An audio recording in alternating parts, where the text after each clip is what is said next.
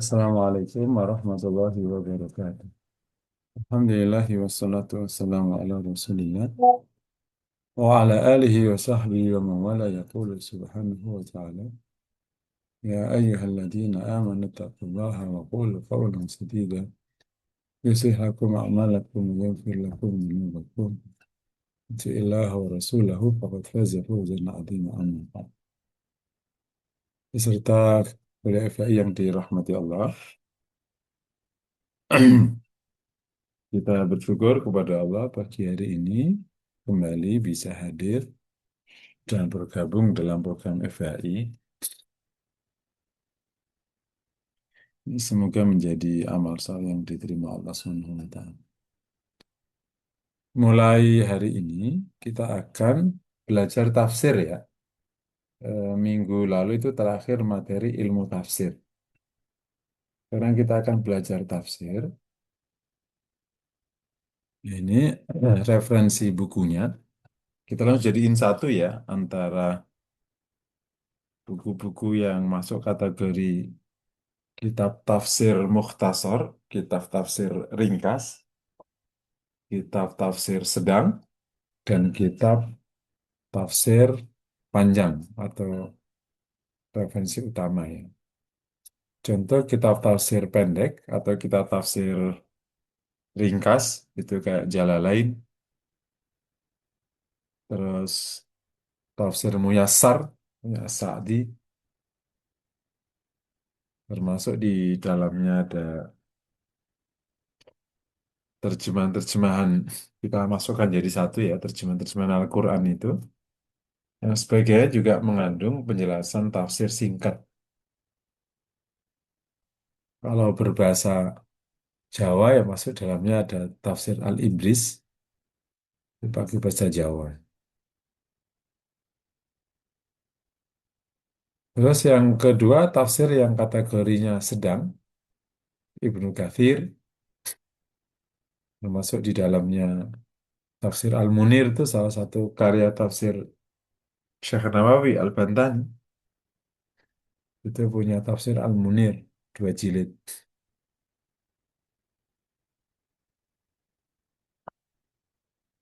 Termasuk di dalam yang sedang ini ada tafsir Taisir Tafasir, punya berupa Syekh ya. Sekarang terakhir tinggalnya di Mesir ya, di Turki. Nah, itu termasuk yang nomor kalau level ketiga yang tafsir-tafsir besar ya. Tafsir At-Tabari. Oh ya, yang tadi Aisru Tafasir ya. Itu ya masuk kategori sedang, 2 jilid. Nah, yang termasuk kategori tafsir besar ada tafsir Tabari, terus ada tafsir Al-Qurtubi, terus juga ada tafsir Al-Alusi, tafsir Fakhrur Razi, dan lain-lain. Ini yang besar-besar nih. Termasuk kategori tafsir besar itu ya, kalau tulisan orang Indonesia ya, Al-Misbah punya tulisan Quraish Shihab, itu termasuk besar ya. Kalau Hamka ya, tafsir Hamka yang lokal, masuk kategori sedang. Nah ini semua, ini adalah referensi dari studi tafsir kita hari ini. Nah tentu kita akan lebih banyak fokus ke tafsir-tafsir ringkas dan sedang ya. Nanti metode tafsirnya kita akan ada merge antara tafsir sendiri sama tadabbur. Di tafsir sebagai basic pemahaman ayat sehingga tidak keluar dari maksudnya, tapi tadabbur itu supaya kita latihan untuk kita nyebutnya apa? Beresonansi, memiliki hubungan kontak dengan Al-Quran dengan sangat baik. Itu ya insya Allah ya. Nah, ini kita akan mulai tafsirnya di luar surat-surat yang sudah kita pelajari di Ramadan. Nah, jadi nanti harapannya kita bisa namatkan itu. Yang sudah kita bahas di Ramadan kan ada surat Al-Mu'minun, surat-surat populer ya, ada surat Yasin, dulu surat Yasin, surat apa itu Al-Waqiah, terus Al-Mu'minun, Al-Furqan, terus terakhir Al-Ahzab ya. Nah, itu tolong nanti bisa diinfoin surat-surat yang sudah kita pelajari pas Ramadan itu nanti dilewati di sini. Ya, nah, atau Ramadan nanti dikasih slot, selebihnya dikaji di Rebu pagi. Nah, ini semoga kita bisa istiqomah, kita bisa belajar tafsir dengan baik. Tapi ini nanti memang modelnya berharap antara yang ringkas sama yang sedang, ya, biar nggak panjang lebar. Ya berharap bisa menyelesaikan. Itu ya. Nah, per pertemuan ya kalau bisa didorong sampai 5 ayat eh, agar bisa anu ya terbayang nanti menyelesaikannya. Nah, itu minimal dalam satu putaran kita belajar kita pernah menyentuh Quran sebagai umat Rasulullah dan sebagai hamba Allah yang menjadi umat Rasulullah yang wahyunya Al-Quran ini itu bisa memahami dengan sangat baik. Nah, eh, saya akan mulai sekarang sebagai pembuka surat Fatihah dulu. Nanti habis itu baru pindah surat-surat yang lain. Apakah surat Al-Baqarah atau nanti surat-surat yang lain. Kalau tradisi bakunya ya dari Fatihah terus Baqarah terus saja nanti akan meloncat yang sudah pernah dipelajari di Ramadan atau pernah ditadaburi di majelis ini. Kayak misalnya Ar-Ra'd, terus surat Ibrahim. Itu kan sudah ya. Ibrahim sudah. Jadi nanti dengan eh, kajian tafsir tadabbur Ramadan plus tadabbur di sepanjang kita belajar di FHI atau di Majelis Formula Hati ditambah kajian tafsir, nah, jadilah kita bisa menamatkan belajar tafsir. Nah, itu sudah satu pencapaian yang luar biasa. Jadi mohon bisa diinfoin yang sudah dikaji di Ramadan apa aja, yang sudah menjadi bahan tadabbur di Majelis Formula Hati ini surat apa aja. Nah, nanti yang itu akan kita lewati, selebihnya kita akan belajar. Gitu ya. Nah, kita mulai pagi hari ini dengan surat Al-Fatihah. Insya Allah, jadi kalau dalam struktur studi Islam, tafsir ini memang sudah masuk advance dalam arti ilmu-ilmu bawahnya sudah harus tergrab. Dan kalau dari sudut urutan materi, ini sudah kita grab hampir semua. Ya, kita udah belajar tauhid, bahkan sampai ke ma'rifatullah dan asmaul husna. Kita sekarang sudah belajar fikih, fikih dasar dan fikih menengah. Kita udah belajar akhlak ya. Nah, itu yang dasar sudah hampir 3 tahun. Terus kita udah belajar tazkiyatun nafas, bahkan sampai kitab Al-Hikam. Kita juga udah ambil ilmu hadis, terus ilmu tafsir, usul fikih, qawaid fikih. Nah, qawaid fikih sedang berjalan. Nah, terus kita sekarang akan belajar tafsir dan nanti akan belajar hadis. Nah, masih ada sisa kalau di tafsir sama hadis masuk, masih ada sisa kayak belajar sirah. Kita juga udah belajar Syama'il dulu ya. Belajar sirah, fikih dakwah, nanti sama firaq. Jadi seandainya itu tiga terakhir tidak, insya Allah tafsir hadis ini sudah menjadi penghibur tersendiri ya. Kita bisa langsung setelah proses Isinya sintesis dari ilmu agama masuk di tauhid di mana. Nah, kita sekarang belajar langsung dari pokoknya yang isinya nanti banyak hal. Jadi memang pencapaian keilmuan gitu, ujung dari keilmuan nanti ujungnya tafsir dan hadis. Tapi tidak boleh loncat ke sini nanti bisa bahaya penyimpulannya kan. Quran hadis ini kan menjadi pokok atau dasar hukum utama. Maka penyimpulannya itu menjadi ilmu-ilmu yang sudah kita pelajari sebelumnya. Jadi kalau dari seluruh materi FHI itu yang tersisa itu ada firaq ya untuk tauhid selanjutnya firaq itu bicara golongan-golongan dalam Islam. Kemudian kalau fikih naik menjadi fikih perbandingan itu lanjutan nanti. Terus ada tafsir, ada hadis, nah, terus nanti ada sirah nah, yang ditambah setelah sirah ada fikih dakwah.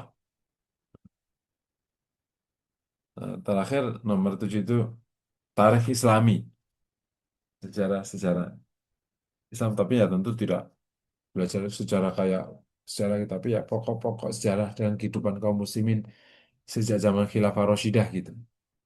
Jadi kalau kita mau turun-turun materi masih ada 7. Tapi kalau kita tafsir hadis aja ini, oh, itu sudah luar biasa bagusnya. Bahkan fikih kalau nggak sampai fikih perbandingan, udah deh bagus. Syukur-syukur nanti yang dari fikih bisa naik menjadi fikih perbandingan. Yang dari tauhid, yang tinggal 30 Asmaul Husna, bisa masuk langsung ke firaq. Atau memahami golongan-golongan dalam Islam yang khawatir nanti kita kepapar gitu. Karena sepanjang sejarah selalu ada aja yang muncul. Nah, terus ada tafsir hadis ya tinggal kalau nanti ada suatu waktu masuk sirah, masuk apa tadi fikih dakwah, terus nanti ada apa eh, tarikh Islami itu. Nah, itu sudah lengkap sudah karena total studi FH itu kan 16 mata kuliah. Alhamdulillah secara tidak terasa karena terus saja lambat laun bisa kita tunaikan semua Alhamdulillah. Oke ya Al-Fatihah ini salah satu surat yang sangat unik, posisinya tinggi sekali, menjadi awalnya surat di Al-Quran, digunakan di sholat, disebut dengan As-Sab'ul Mathani. As-Sab'ul Mathani maknanya 7 surat, 7 ayat ya, 7 ayat yang terulang-ulang. Al-Mathani maknanya terulang-ulang. Al-Fatihah ini sebagaimana namanya, yakni yang pembuka. Apa surat pembuka kan gitu deh. Sebagaimana namanya disebut Al-Fatihah karena memang membuka ya, sebagai pembuka Al-Quran. Kalau fadilahnya banyak sekali, tapi yang paling konkret, bukan yang konkret, yang paling dekat sama kita, itu ada hadis Nabi yang sangat masyhur, Al-Fatihatu lima quri'ah. Fatihah itu untuk apa dia dibaca. Itu sehingga ya apa aja Fatihah. Eh, ada maksud apa Al-Fatihah itu. Sehingga lahir tradisi yang sekarang menjadi tradisi di masyarakat Indonesia itu. Ala hadhihi niyah wa ala kulli niyatin salihah. Tapi ditambahin wa ala hadratin Nabi ya itu nggak tahu itu siapa yang nyusun. Atas niat ini dan semua niat yang baik maka kita baca Fatihah. Dan semoga Allah kabulkan doa. Nah, itu Al-Fatihah itu lima Qur'an. Nah, tentang susunan ayatnya ini tetap ayat Fatihah itu 7, tapi 7-nya ini ada dua pandangan. Yang pertama, ayat pertamanya Bismillah, berarti ayat keenamnya Siratal ladzina an'amta alaihim ghairil maghdubi alaihim waladdallin. Satu ayat, ayat ketujuhnya itu. Tapi Imam Malik mengatakan ayat pertamanya itu Alhamdulillahirabbil alamin dan ayat keenamnya Siratal ladzina an'amta alaihim terus ghairil maghdubi alaihim waladdallin. Itu yang ketujuh. Alhamdulillahirabbil alamin arrahmanir rahim maliki yaumiddin. Iyyaka na'budu wa iyyaka nasta'in ihdinas siratal mustaqim. Siratal ladzina an'amta alaihim ghairil maghdubi alaihim waladdallin. Tapi kalau yang itu jumhur mufassirin ya sebagian besar mufassir Bismillah dari Fatihah termasuk ayat Al-Quran sehingga itu ayat pertama. Jadi para mufassir hampir ya sebagian besar ya Fatihah Bismillah dalam Fatihah itu ba'dun min ayatil Quran. Tetapi kalau Bismillah di awal surat semuanya itu tidak, itu Bismillah pembatas aja. Jadi ada dua Bismillah, yang satu mujma alaih, dia termasuk ayat Al-Quran, Bismillahirrahmanirrahim, Mursalah. Nah, yang kedua, itu sebagian besar jumhur, hampir tidak ada kecuali satu dua imam. Jadi Bismillah di Al-Fatihah. Itu termasuk ayat Al-Quran. Nah, makanya wajib dibaca pada waktu Fatihah, pada waktu membaca surat. Bismillahirrahmanirrahim. Bismi ya diterjemahkan dengan nama Allah Ar-Rahman Ar-Rahim. Yang Maha Rahman, yang Maha Rahim. Bi itu binya anu ya bi jar majrur biasa ya. Bismillah dengan nama Allah ini, kata Allah itu dari kata ilah terus dikasih al. Nah, kalau anu ya dari bahasanya ya. Allah itu berasal dari kata ilah. Terus ada alnya yang al-ma'rifah ya. Jadi kalau diterjemahkan Tuhan itu. Nah, ada al terus kata i itu berat, maka hamzah dibuang, i di tengah. Jadi al lah. Nah, masuk hukum tajwid. Al ketemu lam yang berharokat fathah. Jadi akhirnya dibaca tafkhim. Jadi ada tasydid, berarti dimasukkan al lah. Jadi dimasukkan lam yang di al sama lam yang di la dijadiin satu di syiddah ya. Jadi Allah gitu. Allah jadi Allah. Nah, tapi nama Allah ini sudah tidak lagi dipecah secara bahasa gitu setelah menjadi nama untuk Rabb yang Maha Esa yang Maha Kuasa. Kita mengenal nama Allah ini dari Rasul Shallallahu Alaihi Wasallam. Salah satunya lewat Al-Quran. Bismillah itu nama Allah yang paling populer. Ia menyebut dirinya Allah gitu. Makanya Bismillah. Oh ya. Ar-Rahman Ar-Rahim. Ini sifat Allah yang sudah sangat masyhur.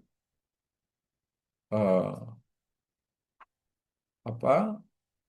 Ar-Rahman adalah rahmah Allah yang diberikan kepada seluruh hambanya. Rahman adalah rahmah Allah yang diberikan kepada seluruh hambanya.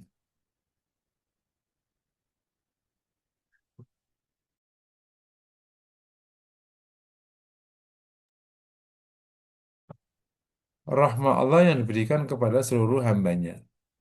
Kalau Ar-Rahim, rahmah Allah yang diberikan kepada hambanya yang beriman. Itu ya. Nah, Allah memulai Quran ini Dan memulai Fatihah ini dengan namanya Bismillahirrahmanirrahim. Dan Allah menyebut nama Ar-Rahman Ar-Rahim sebagai penjelasan sifat atas Allah, gitu ya. Jadi Ar-Rahman Ar-Rahim ini kan nama. Nama Allah itu kan sekaligus menjadi sifat. Bahkan kita tahu sifat Allah sebagian besarnya dari nama Allah. Baik itu sifat dzati atau sifat fi'li. Sifat dzati Al-Quddus, ya, Maha Suci. Sifat fi'li kayak Al-Wahhab, Ar-Razzaq, Ar-Rahman, Ar-Rahim. Dan ada satu nama itu mengandung sifat dzati dan fi'li sekaligus. Gitu.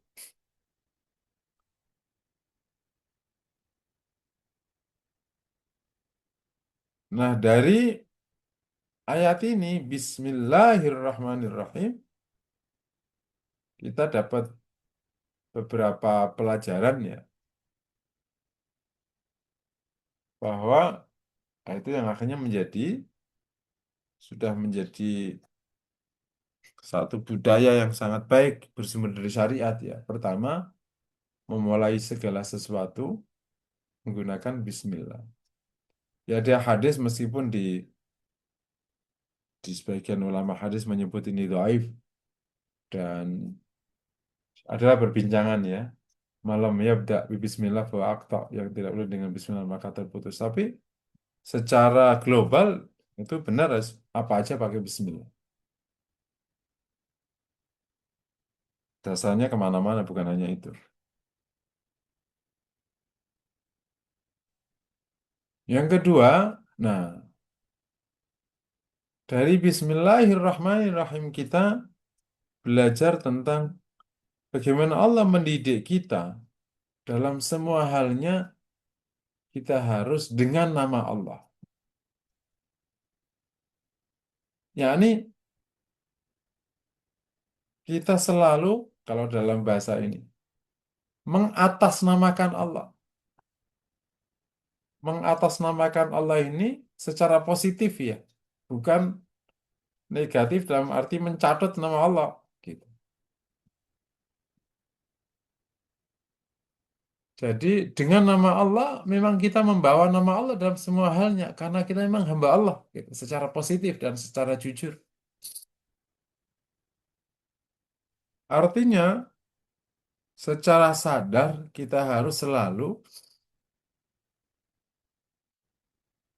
ittisal billah, tersambung dengan Allah. Semua perbuatan harus dengan nama Allah, yakni tidak dengan nama kita, yakni semuanya karena Allah. Ada tiga anu ya, tiga pintu masuk atau kita punya tiga dasar. Pertama, semua perbuatan itu tidak terjadi kecuali atas keputusan Allah. Pertama kan keputusan Allah dulu, takdirnya Allah ya. Nah, takdir Allah itu kan ada empat proses ya, dari ilmunya Allah, terus kehendak Allah, terus takdirnya, dalam arti Allah menentukan ukurannya, baru kemudian proses penetapan. Jadi ilmu, masyiah, qadha, kemudian takdirnya. Itu satu bab. Bahwa perkara ini kan tidak terjadi kecuali asas takdir Allah. Yang kedua, nah, perkara ini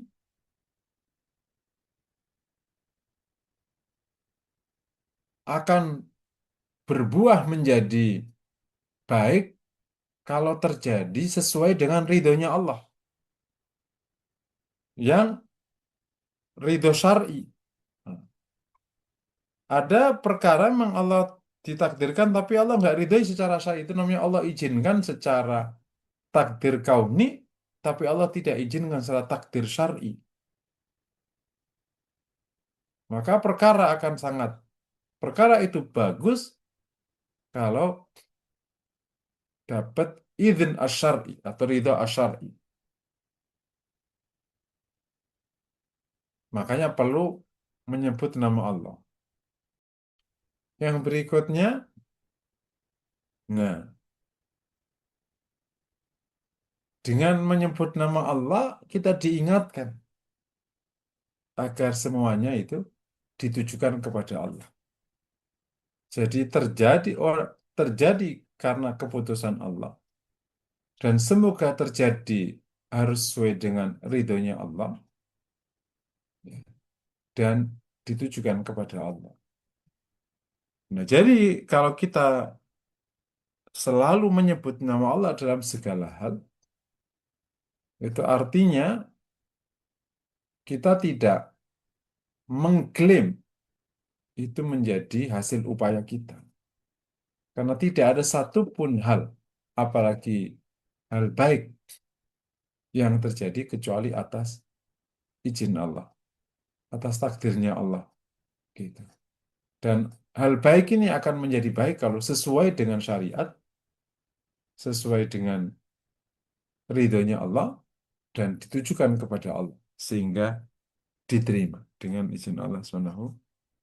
Nah, jadi dengan Bismillah ini kita selalu muttasil billah, bersambung dengan Allah.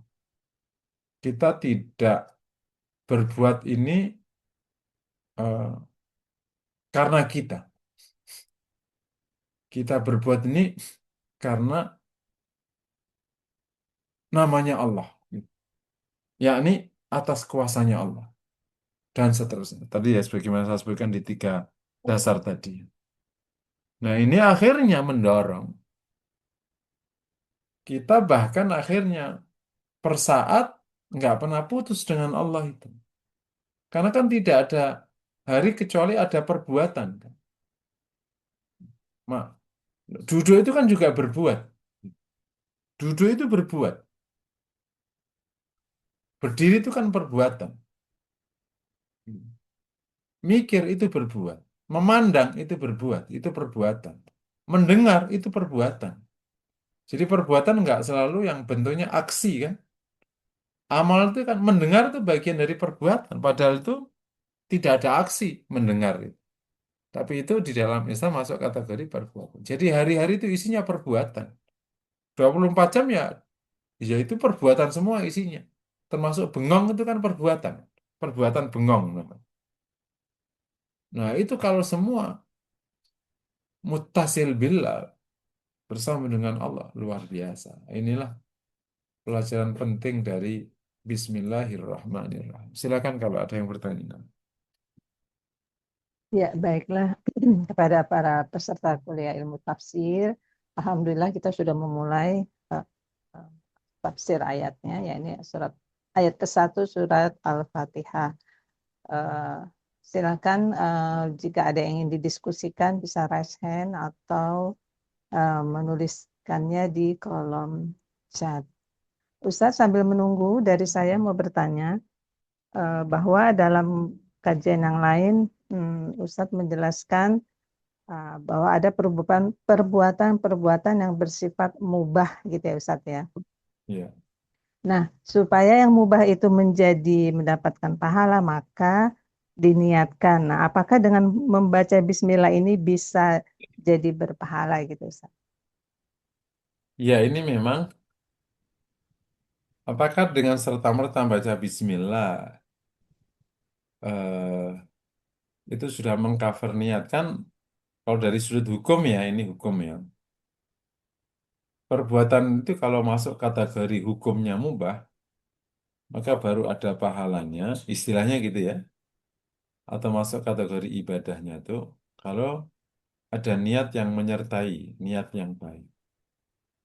Nah, pertanyaannya, kalau sekedar baca bismillah, apakah berarti sudah niat? Jawabannya belum. Jadi bismillah itu level teknis, kalau niat itu level motif. Jadi harus ada memang niat dan kemudian diaja bis. Kalau niat saya tanpa bismillah berarti kurang. Kan berarti ada teknis yang dilewati. Tapi baca Bismillah tapi ya, niat belum hadir ya belum. Nah, tetap wajib harus ada menghadirkan niat meskipun sudah Bismillah. Niat itu kan bukan berarti kayak aku niat jalan-jalan ke Allah nggak harus. Ya kan tidak mungkin orang melakukan perbuatan kecuali ada motif. Ya, motif itu aja ditata. Kan pagi hari ketika gerak dari rumah kan nggak mungkin tanpa motif. Nah, itu motifnya ditata. Ditatanya taat karena Allah atau untuk mendukung ibadah misalnya dan lain-lain. Silakan. Ya, baik. Ada Pak Indro, silakan Pak Indro. Ya, terima kasih Bu Ade. Assalamualaikum Ustaz. Waalaikumsalam. Ustaz, dalam eh, kita pembicaraan juga sehari-hari dalam statement-statement atau apapun Ustaz ya, kan kita kalau mengikutkan atau menyertakan Allah itu harusnya kita harus berhati-hati ya Ustaz, supaya tidak Ustaz selalu katakan tidak salah dalam menempatkan Allah itu. Jadi dalam konteks ini Ustaz, mohon dijelaskan lagi bagaimana penggunaan kata-kata diizinkan Allah, ketentuan Allah, penetapan Allah, ridha Allah. Nah, itu bagaimana struktur ini ya Ustaz ya, supaya dalam apa ya, dalam baik perkataan verbal maupun tulisan itu kita tidak menempatkan pada yang salah gitu Ustaz. Mohon penjelasan. Iya, jadi kalau takdir itu global ya. Ya, semua terjadi karena takdirnya Allah atau karena keputusan Allah. Gitu ya. Kalau izin diterjemahkan menjadi izin, itu setelah itu. Ya, nanti di kasusnya hampir sama. Cuman izin itu setelah takdir itu ada izin. Nah, izin ini ada dua, ada izin syar'i sama izin kauni. Izin syar'i yakni sesuatu diizinkan secara syariat, yakni dibolehkan secara syariat. Kalau izin kauni secara praktek alam semesta. Jadi kalau kasusnya bisa kasus yang sama bisa menggunakan ini karena takdirnya Allah, ini karena izin Allah. Tapi khusus izin Allah tidak boleh ada perkara buruk dinisbatkan ini keputusan Allah, ini izin Allah. Ini tetap ya, ada ungkapan kalau ada perkara buruk maka ini terjadi karena eh, apa namanya izin Allah yang kauni yang tidak Allah izinkan secara syar'i. Gitu. Gitu. Harus ada penjelasan itu. Izin. Terus ada ridho. Nah, itu ridho lebih tinggi lagi. Jangan sebutkan ridho kecuali untuk perkara baik. Karena Allah nggak meridai perkara buruk. Jangan sebutin ridho kepada perkara gagal. Karena Allah nggak meridai perkara gagal. Gitu. Misalnya orang apa misalnya. Jadi yang ridho itu yang baik-baik ya. Istri ini dengan ridhonya Allah. Gitu. Terus satu lagi apa? Takdir, izin, ridho, sama kehendak sama. Kehendak itu satu lah kan kehendak dulu baru kuasa Allah ya. Itu sesuai dengan kehendak Ketentuan Allah. penetapannya itu. Nah, penetapan itu takdir itu. Jadi memang penggunaan istilah ini sebenarnya saling masuk, tetapi ada beberapa kayak kata ridho tidak boleh disebutkan untuk perkara buruk dan perkara gagal. Terus kata izin itu harus ada penjelasan. Makanya untuk perkara buruk atau perkara maksiat itu harus ada penjelasannya. Kalau menyebutkan takdir Allah, kehendak Allah, izin Allah gitu. Dan sama sekali tidak boleh menggunakan kata ridhonya Allah Subhanahu wa taala. Wallahu a'lam. Itu. Baik Ustaz, terima kasih. Assalamualaikum. Ya, baiklah. Ustadz sudah pukul 7.15. Mau ditutup atau masih menerima pertanyaan? Sudah tidak ada Kalau ada pertanyaan. pertanyaan boleh, kalau tidak bisa ditutup, Bu. Ya, eh, Nah, tadi saya sebutkan mengingatkan saja ini sebagai hari pertama tafsir ya. Ini Bapak Ibu sangat baik kalau mulai mengkoleksi beberapa referensi tadi. Minimal ya, minimal itu tafsir Jalalain, terus tafsir Ibnu Katsir. Kalau mau ditambah tafsir Al-Muyassar. Nah, ini sudah cukup dari tiga ini. Ya, kalau mau nambah yang lain ya silakan aja kalau emang suka koleksi buku. Nah, sekarang bisa online, bisa ini kan, bisa offline ya, bisa bukunya ditaruh di lemari, bisa ya udah setiap ini buka anunya digitalnya. Jadi biar eh, ada buku yang jadi referensi yang kita ada di rumah. Mungkin demikian. Ya, baiklah para Bapak Ibu sekalian, peserta ilmu tafsir, kuliah ilmu tafsir, kita akhiri eh, pertemuan pagi ini. Insya Allah pekan depan bisa dilanjutkan kembali usul kita sehat-sehat walafiat. Mari sama-sama kita membaca doa kafaratul majelis. Subhanakallahumma wa bihamdika asyhadu an la Asyhadu an ilaha la illa ilaha anta illa anta astaghfiruka wa astaghfiruka atubu wa ilaik. atubu ilaik.